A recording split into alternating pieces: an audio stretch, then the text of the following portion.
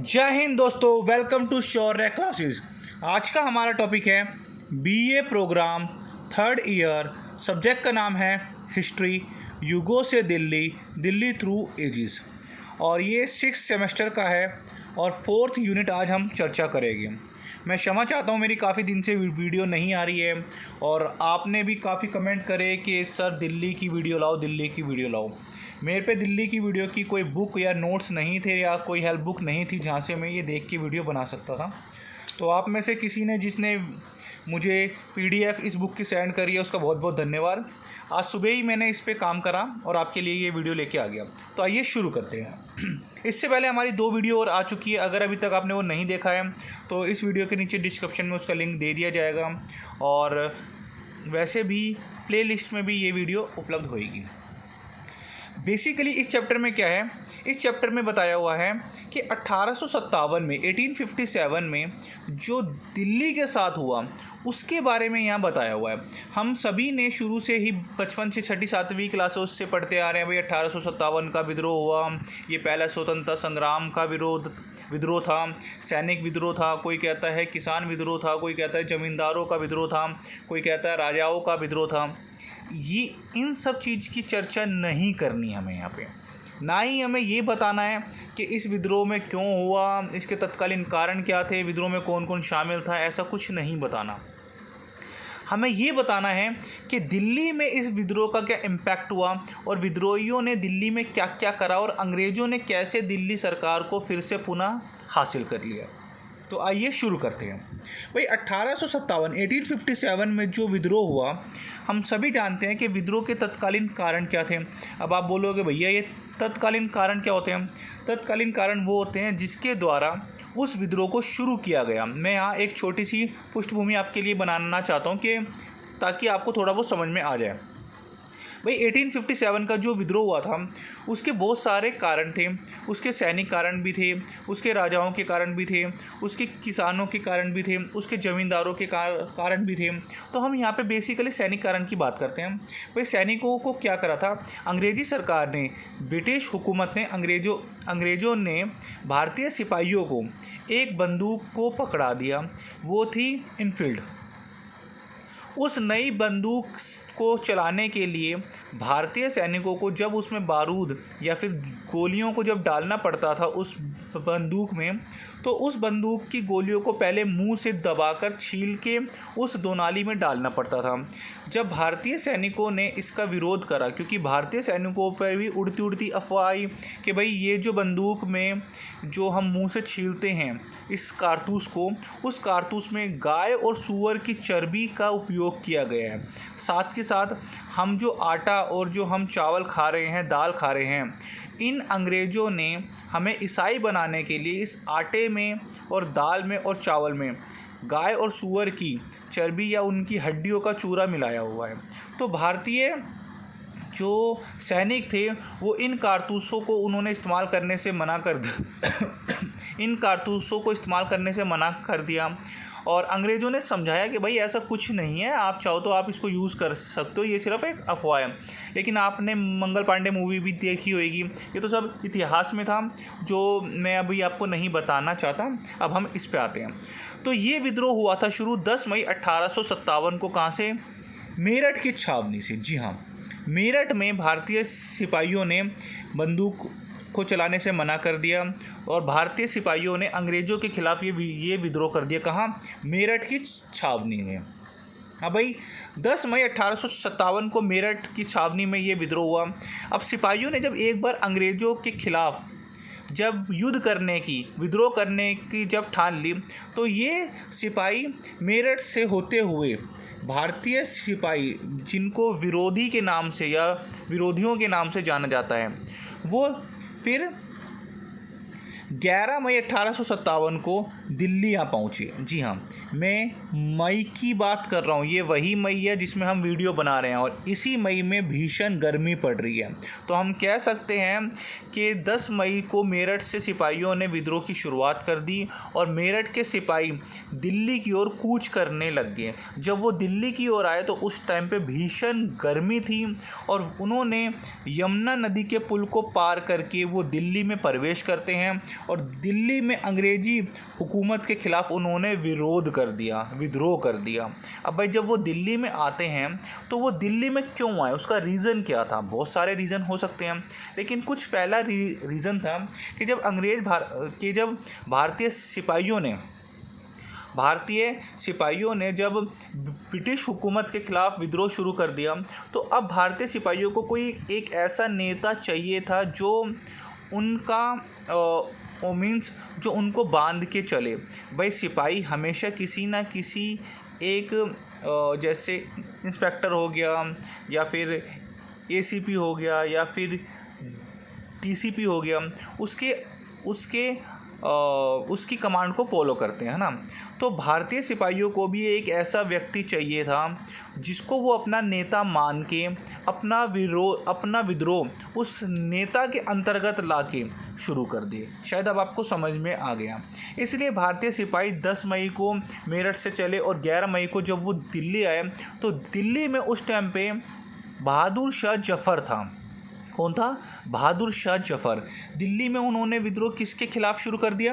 British शासन के खिलाफ़। ब्रिटिश शासन के खिलाफ़ विद्रोह शुरू करने के बाद दिल्ली में जो मुग़ल वंश का अंतिम जो शासक था जिसका नाम था बहादुर शाह जफ़र द्वितीय, यहाँ पे सेकंड जरूर लिखना, ये पहले वाला नहीं है, ये दूसरे वाला बहादुर शाह जफ़र द्वितीय था। विद्रोहियों ने बहादुर शाह जफ़र को अपना नेता चुन लिया। भाई बहादुर शाह जफ़र ने भी विद्रोहियों को समझाने की कोशिश करी कि हम अंग्रेज़ी हुकूमत से नहीं लड़ सकते और बहादुर शाह जफ़र तो ऑलरेडी उस टाइम पे बूढ़ा हो चुका था। तो उसने भारतीय जो सैनिक थे जो कि अब विद्रोहियों के नाम से जाने जाते हैं उनको ये बोल दिया कि भाई अब हम अंग्रेज़ी हुकूमत के ख़िलाफ़ नहीं लड़ सकते। वो बहुत होशियार हैं, बहुत चालाक हैं और बहुत बुद्धिमान हैं और उनके पास हथियार भी हमारे से अच्छे हैं। लेकिन भारतीय सैनिकों ने बहादुर शाह की नहीं सुनी और बहादुर शाह ने भारतीय सैनिकों का नेतृत्व स्वीकार कर लिया। वो क्यों स्वीकार कर लिया? वो इसलिए स्वीकार कर लिया क्योंकि भारतीय जो नेता था बहादुर शाह जफ़र, उसे पता था हमारी हार तो होनी है, लेकिन अगर मैं अंग्रेज़ों के सामने हाथ पैर उनके जोड़ूँगा तो हो सकता है वो थोड़ी दया कर दे और भारतीय सैनिकों को माफ़ कर दे। चलो ठीक है भाई। तो जब भारतीय सैनिकों का नेता बहादुर शाह जफ़र को चुना गया, उस टाइम पे पूरे भारत में मुग़ल वंश के एक अंतिम शासक जो बहादुर शाह जफ़र, अगर वो भारतीय सैनिकों के साथ हो जाता है तो भारत के छोटे छोटे जो और राजा थे, रजवाड़े थे, उनको जब ये बात पता चली कि अब अंग्रेज़ों के ख़िलाफ़ एक युद्ध हो गया और उस युद्ध का नेतृत्व भारत के मुग़ल वंश के जो शासक है बहादुर शाह जफ़र वो कर रहे हैं, तो उनके मन में भी दिलचस्पी आई क्यों ना हम भी अंग्रेज़ों के ख़िलाफ़ उनके साथ अब युद्ध करें और अंग्रेज़ों को भारतीयों की ज़मीन से उखाड़ के फेंकें। लेकिन ये इतना आसान नहीं था। तो भाई दिल्ली में भारतीय जो सिपाही थे जिनको विद्रोहियों के नाम से जानता है, दिल्ली की चौकियों को उन्होंने लूटा।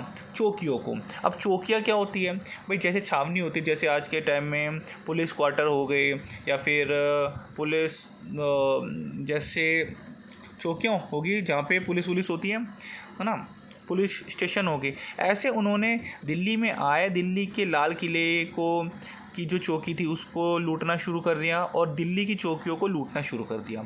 इसके साथ ही साथ अब हुआ क्या? अब ब्रिटिश निवासियों को मारना शुरू कर दिया। उन सारे ब्रिटिश लोगों को जो भारत में रह रहे थे, जिन्होंने भारतीय लोगों के ऊपर अत्याचार करा, भारतीय सैनिकों ने ब्रिटिश निवासियों को मारना शुरू कर दिया और लोगों को लूटना शुरू कर दिया। ये वो लोग थे जो ब्रिटिश सैनिकों के चमचे थे, जैसे जोहरी थे, बनिया थे और छोटे दुकानदार थे, उनको भी लूटना शुरू कर दिया। किसने? सैनिकों ने। और सैनिकों के साथ साथ अब कुछ गांव वाले भी आज शामिल हो गए। उनका मानना था कि सैनिकों से ही सिर्फ आज़ादी नहीं मिल सकती। अगर हम भी इनके साथ हो जाएंगे तो हम अच्छी तरह अंग्रेज़ों को यहाँ से मार भगाएंगे। ठीक है भाई। अब सेना के विद्रोह में किसान नेता भी आने लगे। मतलब पहले तो सिर्फ सैनिकों ने शुरू करा था, अब सैनिकों के साथ साथ भारतीय किसान भी इस विद्रोह में शामिल हो गए, कुछ नेताएं भी शामिल हो गए और अन्य लोग भी शामिल हो गए। लेकिन याद रखिएगा, समाज के सभी वर्ग शामिल नहीं हुआ था। समाज का पढ़ा लिखा जो वर्ग था वो इस विद्रोह से दूर ही था। और इसमें क्या था, भारत के बहुत सारे ऐसे व्यक्ति थे, बहुत सारे अंग्रेज़ों के ऐसे चमचे थे, चमचे, जी हाँ, जिन्होंने अंग्रेज़ों को जासूसी, अंग्रेज़ों के साथ उन्होंने हाथ मिलाया और भारतीय सेना की, भारतीय नागरिकों की सारी जानकारी अंग्रेज़ों तक पहुंचा दी। मतलब वो उस टाइम पे देशद्रोही के नाम, मतलब देशद्रोही वाला कार्य कर रहे थे। तो भारतीय किसान नेता भी इसमें शामिल हो गए। अब नेता शामिल क्यों हो गए? नेता तो इसलिए शामिल होना, मतलब यहाँ पे नेता का अर्थ है कि छोटे छोटे राजा, जैसे रानी लक्ष्मीबाई होगी और ये जो ये क्या है, बहादुर शाह जफ़र है, रानी लक्ष्मीबाई हैं और क्या नाम है, ऐसे अन्य नेता भी शामिल होना शुरू हो गए। अब ब्रिटिश शासन से एकजुट होकर लड़ने की, क्यों, मतलब ऐसा भारतीयों को क्या हुआ कि इन्होंने सिपाहियों का साथ देना शुरू कर दिया।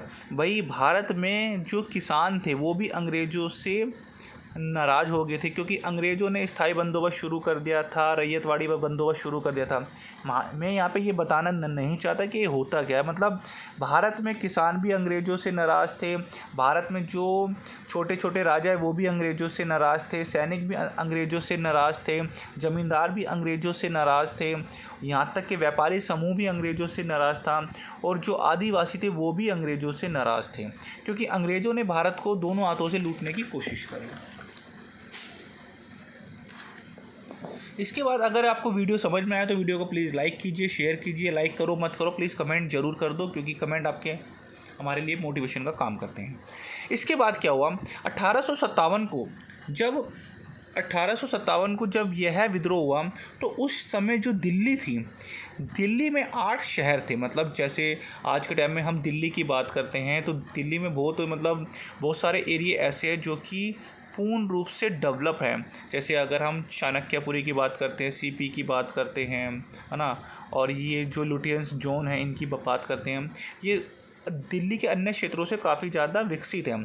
तो उस टाइम पे दिल्ली में 8 बड़े शहर थे। जैसे 8 बड़े शहर, जैसे हौस खास हो गया, ये पुरानी दिल्ली हो गया, नई दिल्ली वाला क्षेत्र हो गया, सिविल लाइन वाला क्षेत्र हो गया ना।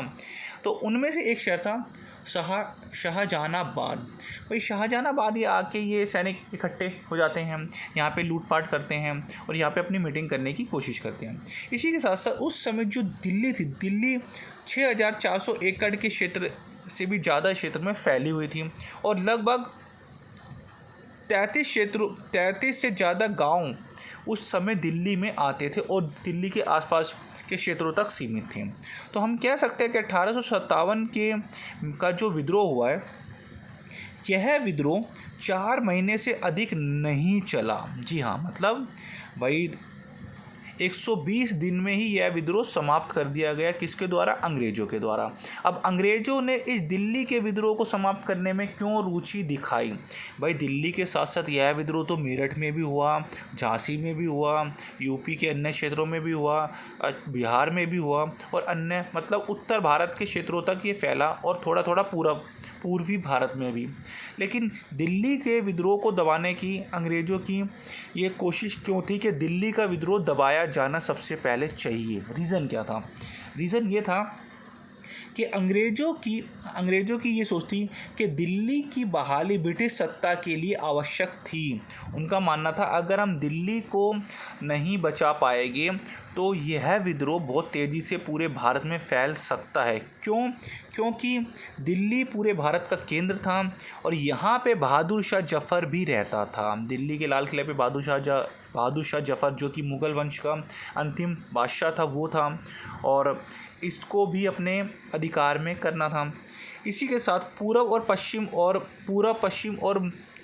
दक्षिण भारत की साइड पे जाने वाले जो रास्ते थे, जो बेसिकली वो दिल्ली से होते हुए जाते थे। साथ ही साथ दिल्ली में हथियारों का बहुत बड़ा बारूद वाला स्टोरेज अंग्रेज़ों ने रख रखा था। तो इसीलिए दिल्ली को अपने अंडर लेना अंग्रेज़ों की पहली प्राथमिकता थी। शायद अब आपको समझ में आ रहा है यार, 1 से 2 बार ये वीडियो देखोगे तो समझ में आ जाएगा। हैंडराइटिंग के लिए मैं क्षमा चाहता हूँ, क्योंकि 2 घंटे के अंदर अंदर चैप्टर को पढ़ के ये नोट्स बनाए गए हैं अभी सुबह सुबह ही। तो इसके बाद क्या हुआ, अब विद्रोहियों ने क्या कहा विद्रोहियों ने ब्रिटिश सत्ता के प्रतीकों को निशाना बना दिया। भाई जो यहाँ पे विद्रोही किन्हें कहा गया है, उन सैनिकों को कहा गया है जिन्होंने उन कारतूसों को चलाने से मना कर दिया, जिन्होंने भारतीय मतलब जो भारतीय सैनिक थे, जिन्होंने ये बोला कि अब हम ब्रिटिश सेना में कार्य नहीं करेंगे और ब्रिटिश सेना को यहाँ से उखाड़ फेंकेंगे और अपने आप को स्वतंत्रता प्रदान, उन्हें ही विद्रोही कहा गया है। मतलब उन भारतीय सैनिकों को विद्रोही कहा गया है जिन्होंने ब्रिटिश हुकूमत का बात मानने से इनकार कर दिया। अब इन विद्रोहियों ने जो कि दिल्ली आ गए थे, जिन्होंने बहादुर शाह जफ़र को अपना नेता चुन लिया था, उन्होंने भारत में जो दिल्ली में जो ब्रिटिश के प्रतीक थे, भाई ब्रिटिश के प्रतीक मतलब जहाँ पे ब्रिटिश लोग रहा करते थे, जहाँ पे ब्रिटिश सैनिक भी रहा करते थे, जहाँ पे अंग्रेज़ रहा करते थे, जैसे चांदनी चौक को निशाना बनाया, दिल्ली बैंक को निशाना बनाया, मैट कैफ़े हाउस को निशाना बनाया और संयुक्त मजिस्ट्रेट थियोफिजिकल के घर को भी। ये सारे वो क्षेत्र थे जहाँ पे अंग्रेज़ और अंग्रेज़ी हुकूमत के लोग रहा करते थे और यहाँ से अपना कामकाज किया करते थे। तो भारतीय विद्रोहियों ने क्या करा, इनके घरों को लूटा, इनके हाउसेस को लूटा, इनके बैंकों को लूटा, इनको निशाना बनाया और यूरोपियन लोगों के घरों में भी जाके तोड़ फोड़ करी, उनके घरों को लूटा। इसी प्रकार से कश्मीरी बाज़ार को लूटा, दरियागंज को भी लूटा और जो ब्रिटिश छावनियाँ थी, जहाँ पे ब्रिटिश के अधिकारी रहा करते थे, जहाँ पे ब्रिटिश पुलिस वाले रहा करते थे, जहाँ पे पर ब्रिटिश सैनिक रहा करते थे, उनको भी उनके घरों को तोड़ा, उनको लूटपाट उनके साथ करी और उनको मारा पीटा। इसी के साथ साथ ब्रिटिश संपत्तियों को भी उन्होंने नुकसान पहुंचाया। एक जगह यमुना नदी के किनारे 1000 बैरल से भी अधिक पाउडर वाली कुछ पेटियां उनको मिली। उस पेटियों को भी उन्होंने जब्त करके उसको बर्बाद कर दिया। ये जो पाउडर वाली पेटी थी, ये 1000 से ज़्यादा उनमें बैरल थे। मतलब बैरल हो गया उस टाइम पे जिस चीज़ों में सामान को रखा जाता था उसको बैरल के नाम से भी जानते थे। ऐसा विद्रोहियों ने क्यों करा कि इन पेटियों को भी नष्ट कर दिया, इन पाउडर। भाई कुछ का मानना था उन पाउडर से ही उन पिस्तौलों में जो कारतूसों में भरा जाता है उसका पाउडर था। कुछ का मानना था कि ये वो पाउडर है, ये गाय तथा सूअर की चर्बी जो हड्डी होती है उनका चूरा था, जो कि ये आटे में दाल में मिलाने के लिए कोशिश करे थे। और भारतीय सिपाहियों का ये मानना था कि भाई अंग्रेज़ी हुकूमत भारत में हिंदू धर्म और मुस्लिम धर्म को समाप्त करके ईसाई धर्म का प्रचार करने के लिए ऐसा कर रही है और भारतीय धर्म को नुकसान पहुंचा रही है और उनको मांस और उनकी हड्डियों का खाना खिलाने की कोशिश कर रही है। इसीलिए ईसाई धर्म के प्रचार के विरोध में उन्होंने उन 1000 बैरलों को 1000 बैरलों को पकड़ के जब्त करके उसको फेंक दिया। इसी के साथ साथ उस टाइम पे हिंदू धर्म और इस्लाम धर्म को नष्ट करने के लिए अफवाहें उड़ाई जा रही थी। अब ये पता नहीं अफवाह थी या सच थी, हो सकता है मतलब ज़्यादातर इतिहासकारों का मानना है कि ये सत्य हो सकता है, क्योंकि उस समय ईसाई बनाने की काफ़ी ज़्यादा कोशिश की जा रही थी। जो ईसाई बन चाहता था उसको सरकार कुछ रियायतें देती थी, ज़मीन देती थी, टैक्स भी नहीं लेती थी उससे, और वो अंग्रेज़ों का खास हो जाता था। मतलब इनके ऊपर तो बहुत सारे पॉइंट्स हैं जो मैं इसमें चर्चा नहीं करना चाहता, क्योंकि वीडियो बहुत बड़ी हो जाएगी अन्यथा। सिर्फ इस बुक के कंटेंट तक ही हम सीमित रहते हैं। फिर क्या हुआ भाई, भारतीय जो सिपाही थे उन्होंने चर्च की संपत्ति को भी लूटा और चर्च पे भी हमला करा। इसी के साथ साथ उस टाइम पे 1837 में 1837 में दिल्ली में एक सेंट जेम्स चर्च को बनाया गया था, उसको भी तोड़ने की कोशिश करी। उस चर्च में 2 ब्रिटिश मंत्री थे, उनको मार डाला, और एक भारतीय व्यक्ति था जिसका नाम था डॉक्टर चमन लाल। वाकई में इसने चमन वाली हरकतें करी थी। और इसने क्या करा, इसने ये पहला व्यक्ति था पूरी दिल्ली का जो कि हिंदू से ईसाई धर्म में परिवर्तन हो गया, और ये और भारतीय लोगों को ये बोल रहा था कि आप भी ईसाई में आ जाओ। तो इस चर्च में 2 ब्रिटिश मंत्रियों को मार डाला, डॉक्टर चमन लाल को भी भारतीय सैनिकों ने मार डाला, क्योंकि शहर का पहला निवासी था जिसे मिशन द्वारा धर्म परिवर्तन किया गया था। इसने ईसाई मिशनरियों के द्वारा अपने धर्म को परिवर्तन कर लिया। बेसिकली ये अन्य शब्दों में हम कह सकते हैं चमचा, ये अंग्रेज़ों का चमचा था। ठीक है भाई। इतना सब होने के बाद दिल्ली की पुनः विजय। अब भाई अंग्रेज़ों को अब ऐसा हुआ कि भाई अगर ये विद्रोही ऐसे करते जाएंगे तो हम भारत में अपना शासन को खो बैठेंगे। तो अब क्या करा, अंग्रेज़ों ने 4 बड़ी सैनिक टुकड़ियों को दिल्ली पे भेजा और दिल्ली की पुनः विजय करने की कोशिश करी। अंग्रेज़ों ने दिल्ली की जो विजय करी वो भारतीय जो ऐसे व्यक्ति थे जो अंग्रेज़ों के चमचे थे, उनके जो जासूस थे, उनसे इन्फॉर्मेशन प्राप्त करके और भारतीय सैनिकों को मारना शुरू कर दिया। अंग्रेज़ों ने क्या करा, ब्रिटिश सेना की 4 बड़ी सैनिक टुकड़ियों के द्वारा दिल्ली पर विजय हासिल करी। उस टाइम पे ब्रिटिश सेना का 4 महीने के बाद दिल्ली पर कब्जा हुआ। मतलब 4 महीने तक तो यहाँ पे भारतीय सैनिक थे, और 4 महीने के बाद धीरे धीरे अंग्रेज़ों ने दिल्ली पर अपनी पकड़ को मजबूत कर लिया, और मेरठ के सैनिकों व स्थानीय मुसलमानों की साजिश थी। अब भाई ब्रिटिश हुकूमत का मानना था कि दिल्ली के निवासी तो भोले भाले हैं, लेकिन जो दिल्ली के निवासियों को भारतीय जो सैनिकों ने डरा धमका के अपनी ओर मिला लिया है और अंग्रेज़ों के ख़िलाफ़ ये इस्तेमाल कर रहे हैं। मतलब दिल्ली के निवासियों को अंग्रेज़ों के ख़िलाफ़ डरा के इस्तेमाल किया जा रहा है कि तुम हमारी सहायता करो और हमारे साथ खड़े हो, नहीं तो तुम्हें भी मार दिया जाएगा। ये अंग्रेज़ों की सोच थी। उनका मानना था कि भारतीय सैनिक और मुसलमानों के द्वारा अंग्रेज़ों के ख़िलाफ़ साजिश की जा रही है, इसीलिए स्थानीय निवासियों ने डर के कारण विरोधियों का साथ दिया। ये अंग्रेज़ों का मानना था। अगर आपको वीडियो समझ में आया तो प्लीज़ कमेंट ज़रूर कर दो, लाइक मत करो पर कमेंट कर दो यार। आपके कमेंट से पता चल जाता है कि आप भी यहाँ पे आए थे चैनल पे। और सितंबर 1857 में 4 सैन्य स्तंभों ने, मतलब 4 बड़ी सेना ने दिल्ली के ऊपर हमला कर दिया जो कि अंग्रेज़ों की थी। और दिल्ली के ऊपर हमला करने के बाद इन्होंने भारतीय सैनिकों को मारा और भारतीय सैनिकों से दिल्ली को अपने पास इन्होंने कर लिया। इस हमले के बाद जब अंग्रेज़ जीत गए थे तो अंग्रेज़ी हुकूमत ने क्या करा, अंग्रेज़ी जो सैनिक थे उन्होंने दिल्ली के शहर को और लूटा। अब इन्होंने किन को लूटा, अब ये जो अंग्रेज़ी सैनिक थे इन्होंने दिल्ली के लाल किले को लूटा, दिल्ली के जो भी ज्वेलरी शॉप्स थी या जो व्यापारियों की दुकान थी उनको लूट लिया।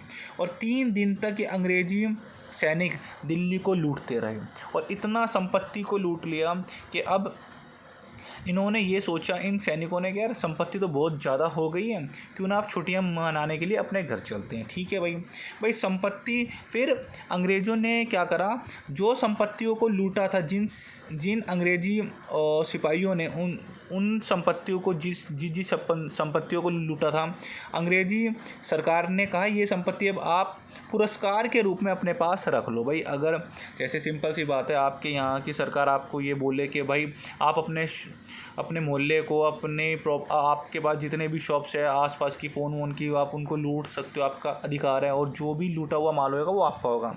तो आप ज़्यादातर बड़ी बड़ी शॉपों पे जाओगे, वहाँ से लूटने की कोशिश करोगे और वो एक प्रकार से आपको पुरस्कार के रूप में वो आपका ही होगा।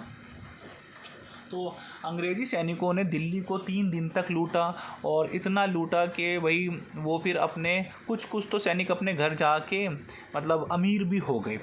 तो इसके बाद क्या था, जब संपत्ति उनको पुरस्कार के रूप में जब उनको दिया गया तो उन्होंने किन किन चीज़ों को लूटा। उन्होंने दिल्ली के लाल किले को लूटा, शाही परिवार के गहनों को लूटा, कपड़ों को लूटा, हथियारों को लूटा, संगमरमर की वस्तुओं को लूटा, संगमरमर से बनी मूर्तियों को लूटा, तांबे की मूर्तियों को लूटा, सोने चांदी से जो बने हुए कुछ आभूषण थे उनको लूटा। भारतीय लोगों के साथ, भारतीय महिलाओं के साथ दुर्व्यवहार करने की कोशिश की गई। अंग्रेज़ों ने यहाँ बहुत कुछ करा भारतीयों के साथ। इसके बाद दिल्ली की लूट इंग्लैंड तक जा पहुँची, मतलब इतना ज़्यादा लूटा कि लूटने के बाद कुछ जो इंग्लैंड के जो अंग्रेज़ी सिपाही थे उन्होंने छुट्टियां ले ली और वो उन्होंने ये कहा भाई अब हमें दिल्ली में नहीं रहना, अब हम कुछ दिन अपने घर जाना चाहते हैं। वो इंग्लैंड चले गए और जब वो इंग्लैंड पहुँचे तो इंग्लैंड के लोगों ने जब देखा कि ये भारत से इतनी संपत्ति को लेके आए हैं लूट, तो इसलिए कहा गया कि दिल्ली की लूट अब इंग्लैंड तक जा पहुँची और ब्रिटिश अधिकारियों और सैनिकों ने विद्रोह की संपत्ति के बाद उन्हें अपनी विद्रोह की समाप्ति के बाद अपनी छुट्टियां ले ली। मतलब ब्रिटिश अधिकारी और सैनिकों ने विद्रोह की समाप्ति के बाद उन्होंने अपनी छुट्टियां ले ली और वो छुट्टियां लेके इंग्लैंड चले गए और वो यहाँ से भारत से मतलब दिल्ली से वो विजय के रूप में, मतलब यादगार के रूप में कि हम वहाँ पे भाई दिल्ली में गए और उन सैनिकों को, भारतीय सैनिकों को मार के उनकी संपत्ति को लूट के एक स्मृति चिन्ह, एक यादगार के रूप में वो अपने साथ वो उन चीज़ों को वहाँ पे ब्रिटिश में इंग्लैंड में ले गए और उनकी कुछ चीज़ों को तो आज कुछ ब्रिटिश संग्रहालय में भी रखा गया है। अगर वीडियो समझ में आ रही है तो वीडियो को लाइक कीजिए, चैनल पे नए हैं तो सब्सक्राइब कीजिए। पता नहीं क्या ही कमेंट करोगे आप। पर 1858 में हिंदुओं को शहर लौटने की अनुमति दे दी गई। भाई अब विद्रोह भी शुरू हो गया था, समाप्त भी हो गया। अंग्रेज़ों ने दिल्ली को 3 दिन तक लूटा भी। अब लूटने के बाद क्या हुआ, लूटने के बाद 1858 में अंग्रेज़ी सरकार ने ये बोला कि भाई दिल्ली में अब केवल हिंदू आके रह सकते हैं और हिंदुओं को उनके शहर को लौटने की अनुमति दे दी गई कि आप आओ, आप यहाँ पे आके रह सकते हो। लेकिन वायसराय उस टाइम पे भारत में जो वायसराय था लॉर्ड कैनिंग था। लॉर्ड कैनिंग ने दिसंबर 1859 में मुसलमानों को अपनी संपत्ति का भुगतान करने के बाद उन्हें संपत्ति दी। अभी आपने ऊपर देखा कि 1858 में हिंदुओं को शहर में लौटने की अनुमति दी, लेकिन 1859 में मुसलमानों को शहर में लौटने, यहाँ पे किस शहर की बात हो रही है, दिल्ली की बात हो रही है कि दिल्ली में जब यहाँ पे विद्रोह हुआ था तो दिल्ली के लोग आसपास के शहर, आसपास के राज्यों में जाके रहने लग गए थे। अब विद्रोह शांत होने के बाद हिंदुओं को तो बोल दिया कि भाई हिंदू आके अपना वहाँ पे दिल्ली में जाके अपने घरों में जाके बस सकते हो। लेकिन मुसलमान आया कब, 1859 में। वो भी तब आएंगे मुसलमान जब उनको उनकी संपत्ति का भुगतान करना पड़ेगा। मतलब यहाँ पे भेदभाव कर रहे हैं यहाँ पे। अब आपको समझ में आया। इसके साथ ही साथ मुसलमानों की संपत्ति को सरकार ने या तो जब्त कर लिया या उसको रेलवे के निर्माण के लिए संपत्ति का निर्माण ध्वस्त कर दिया। भाई जो मुसलमानों ने भुगतान करने में से मना कर दिया या उनके पास पैसा नहीं था भुगतान करने के लिए, भाई अंग्रेज़ों ने कहा कि भाई अगर आपका दिल्ली में घर है और आप मुसलमान हों तो आप हमें इतने पैसे दे दो और आप अपने घर में जाके रह सकते हो। अगर आप पैसे नहीं दे सकते और वो अगर बड़े बड़े राज घराने वाले अगर वो मुस्लिम हैं तो या तो वो पैसा दे देगी। अगर वो पैसा नहीं देते तो उनकी संपत्ति को अंग्रेज़ों ने अपने पास जब्त कर लिया और किसी हिंदू को या किसी अन्य भारतीय व्यापारी को उनके घरों को बेच दिया अंग्रेज़ों ने कम कीमतों में। या फिर अंग्रेज़ों ने क्या करा, भाई मुस्लिम परिवारों की ज़मीन को उनको हड़प लिया, उनके मकानों को तोड़ दिया और अंग्रेज़ों ने ये बोला भाई यहाँ से तो रेलवे की पटरी बिछाई जाएगी, रेलवे लाइन को निकाला जाएगा, इसीलिए आपके घर को हमने तोड़ दिया। ठीक है भाई। उस समय दिल्ली की अगर जनसंख्या की बात करें तो 1856 में 1,60,270 तक पॉपुलेशन थी। आज के टाइम में तो 2.5 करोड़ 3 करोड़ के आसपास दिल्ली की पॉपुलेशन हो गई है। और 1863 में दिल्ली की विद्रोह के बाद, मतलब 1857 में विद्रोह हुआ, 1857 के बाद मतलब 1863 में जब फिर से पॉपुलेशन की जनगणना की गई तो 1,41,709 रह गई। मतलब अब आप देख लो 20 लाख के आसपास का यहाँ पर हेरा फेरी हो गई, है ना। तो अब इसके बाद क्या हुआ, अभिजात मुस्लिम वर्ग को संपत्ति का भारी नुकसान हुआ। अब आप बोलोगे अभिजात क्या है? अभिजात मुस्लिम वर्ग वो उन मुस्लिम वर्ग की बात की गई है। अभिजात का अर्थ होता है जो अमीर इंसान होते हैं, जो बड़े बड़े जो राज घराने होते हैं, जिनके पास संपत्ति बहुत ज़्यादा होती है, उन्हीं को अभिजात के नाम से जानते हैं। तो अभिजात मुस्लिम वर्ग ऐसा मुस्लिम वर्ग जो अमीर था, जिनके पास प्रॉपर्टी बहुत ज़्यादा थी, जिनके पास भूमि बहुत ज़्यादा थी, जो अपने टाइम के मतलब विख्यात लोग होते थे। अभिजात मुस्लिम वर्गों को संपत्ति का भारी नुकसान हुआ। उनकी संपत्ति के साथ साथ उनकी संस्कृति और उनकी बौद्धिक जो उनका केंद्र था वो भी खो बैठे। मतलब अंग्रेज़ों ने भारत में जो दिल्ली के मुसलमान थे उनके साथ उनकी संपत्ति को छीन लिया। उनकी संपत्ति के साथ साथ जो उनके पास जो दौलत थी, जो वस्तुएं थी, उनको भी छीन लिया। और उनको दिल्ली में ना आने, या फिर अगर दिल्ली में वो अपने घर में रहना चाहते हैं तो अंग्रेज़ों को भुगतान करना पड़ेगा। मतलब वो अंग्रेज़ों को भुगतान करे कि भाई तुम इतने रुपए दो क्योंकि तुमने दिल्ली में विद्रोहियों का साथ दिया है, इसका हर्जाना तुम्हें देना पड़ेगा।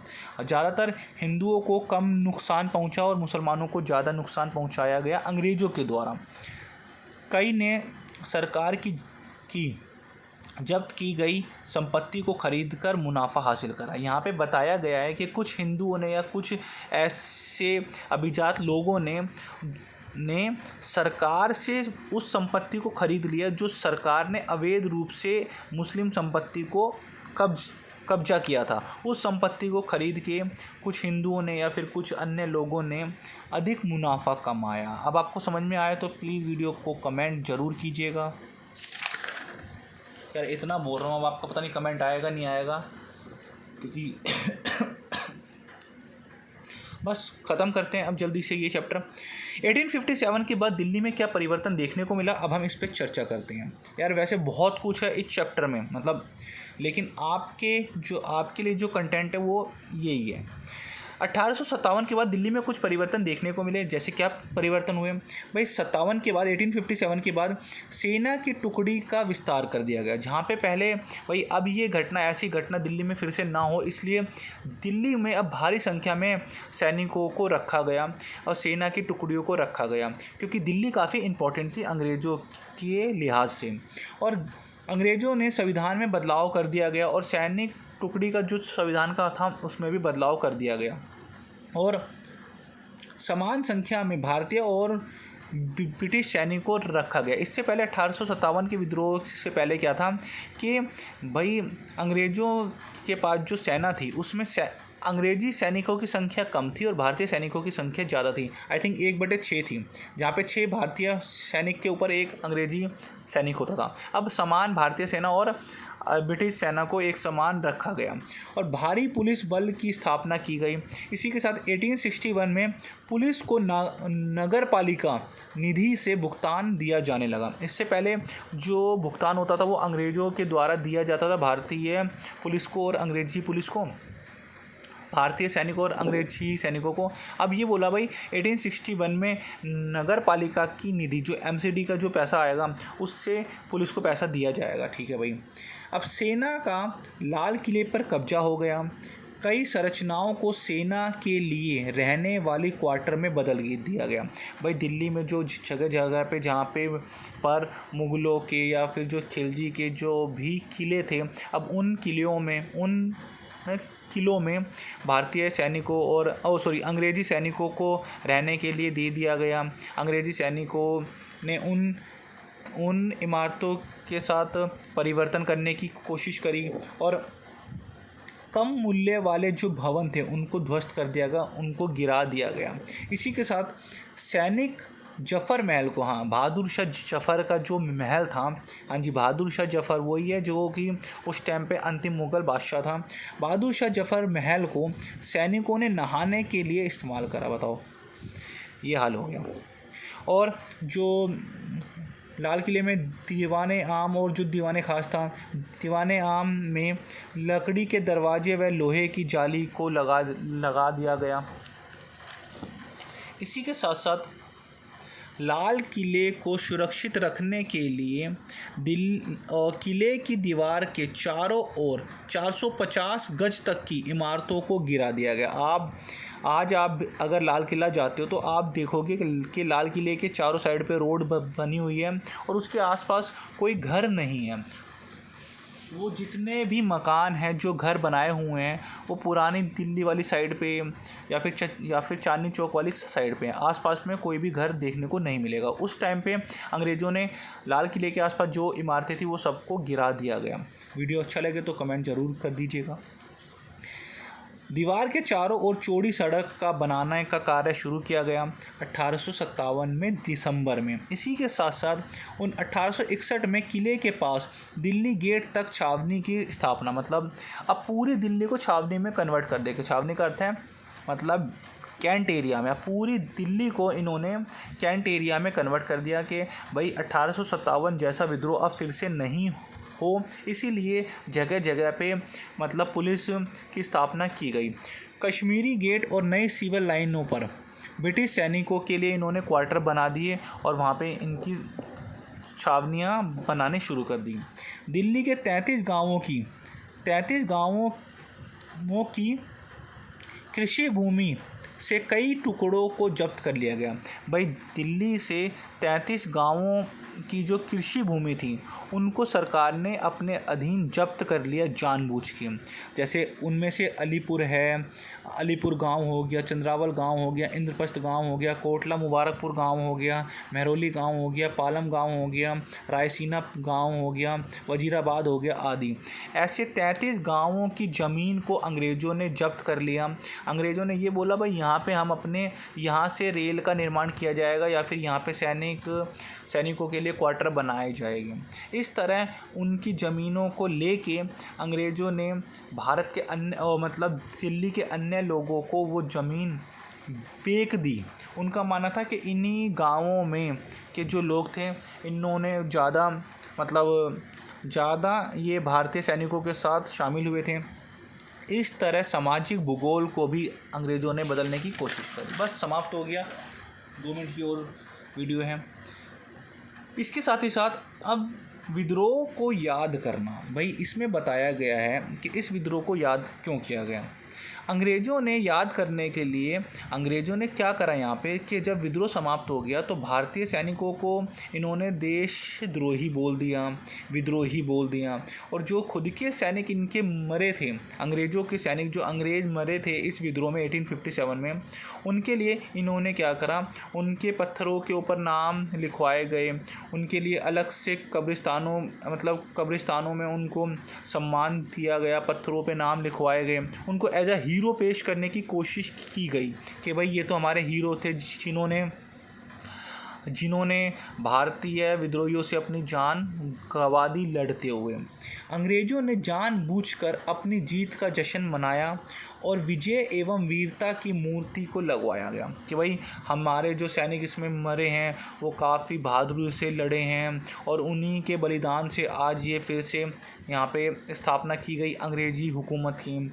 और दिल्ली के स्मारकों के उपयोग में बदलाव किए गए। भाई जैसे बहादुर शाह जफ़र का जो महल था, अन्य जो महल थे, अब उनके पहले उपयोग कुछ और थे, अब यहाँ पे सैनिकों के लिए रहने के लिए बना दिए गए। अभी आपने पीछे देखा कि बहादुर शाह जफ़र का जो महल था वो सैनिकों ने नहाने के लिए उपयोग करना शुरू कर दिया। और दिल्ली की वास्तुकला में भी परिवर्तन कर दिया गया। बहुत सारे मकानों को तोड़ दिया गया। बहुत सारे मकानों को तोड़ने के लिए अंग्रेज़ों ने ये बोला यहाँ से रेल का निर्माण किया जाएगा, यहाँ पे रोडों को बनाया जाएगा। और अभिलेखों को भी परिवर्तित कर दिया, अभिलेखों को ख़त्म कर दिया, नष्ट कर दिया। बेसिकली अंग्रेज़ों ने अपनी वाहवाही कराने की पूरी कोशिश करी और जो भारतीय सिपाही थे उनको उन्होंने विद्रोहियों का नाम दे दिया और उनकी पहचान को भी अब उनके फ्यूचर में इनको कोई जानेगा ही नहीं। और जो मारे गए ब्रिटिश सैनिक थे, सैनिकों के लिए ग्रेवी स्टेशन बना दिए गए और उनके स्मारकों को उनको याद करने के लिए उनके स्मारक बना दिए गए। पत्थरों पर संदेश लिखा गया और सैनिकों का नाम लिखा गया ताकि उनको याद किया जा सके। लेकिन अब आपने देखा कि जो भारतीय लोग दिल्ली में अंग्रेज़ों के ख़िलाफ़ लड़ते हुए मर गए, जिन्होंने अपनी शहादत दे दी। सबसे पहले तो जो भी इतिहास की पुस्तक है उसमें विद्रोहियों को शब्द को हटाना चाहिए हमें, क्योंकि विद्रोही का अर्थ होता है भाई जो किसी के खिलाफ़ होता हो, है ना। और वो तो भारतीय थे, उन्होंने तो अपनी स्वतंत्रता के लिए, अपने अधिकारों के लिए लड़ाई लड़ी थी। तो मेरा मानना है कि उन शब्द को हटा दिया जाए। बाकी तो इतिहासकारों के ऊपर है और भारतीय सरकार के ऊपर है ना। तो भारत में जो दिल्ली में जो 1857 में हुआ था, तो उन विद्रोहियों की अब कोई भी मतलब भारतीय इतिहास में क्या हुआ, दिल्ली छावनी में बदल दी गई। लाल किले पे अब जाने के लिए प्रवेश शुल्क लिया जाने लगा, आज भी प्रवेश शुल्क होता है। और भारतीय विरोधियों का इतिहास में अदृश्य कर दिया गया। उन इतिहास अब भारत में जो विद्रोही, जो भारत के जो सैनिक जो भारतीय सैनिक दिल्ली में एक्सपायर हुए, उनका नामो निशान ना रहे इतिहास में। इसलिए अंग्रेज़ी हुकूमत ने उन विद्रोहियों के मीन्स उनकी जो चीज़ें थी उसको भी नष्ट कर दिया गया। और आज़ादी के बाद भी भारतीयों ने या फिर भारतीय इतिहासकारों ने उस विद्रोह को ऐसे शो कर दिया कि जैसे इतना कुछ खास नहीं हुआ। लेकिन इतने सारे लोग एक्सपायर हो गए, इतने सारे भारतीय सैनिक एक्सपायर हो गए, उनका इतिहास आज भी भारत के लोगों तक नहीं पहुंच पाया। तो इसलिए कहा गया भारतीय विद्रोहियों का इतिहास आज अदृश्य हो गया, जिन्होंने 1857 में अपनी जान गंवा दी। अगर वीडियो पसंद आए तो प्लीज़ वीडियो को लाइक कीजिए, चैनल पे नए हैं तो शेयर कीजिए। शेयर मत करो, लाइक मत करो, लेकिन प्लीज़ कमेंट कर दो, तो एक कमेंट से हमें पता चल जाएगा कि आप आए थे। बड़ी मेहनत लगती है वीडियो बनाने में। तो अगली वीडियो आप हमें कमेंट करके बताइए कि आपका कौन सा एग्ज़ाम है। आप कोशिश करूँगा कि रोज़ एक नई वीडियो आ जाए। तब तक के लिए जय हिंद, जय भारत।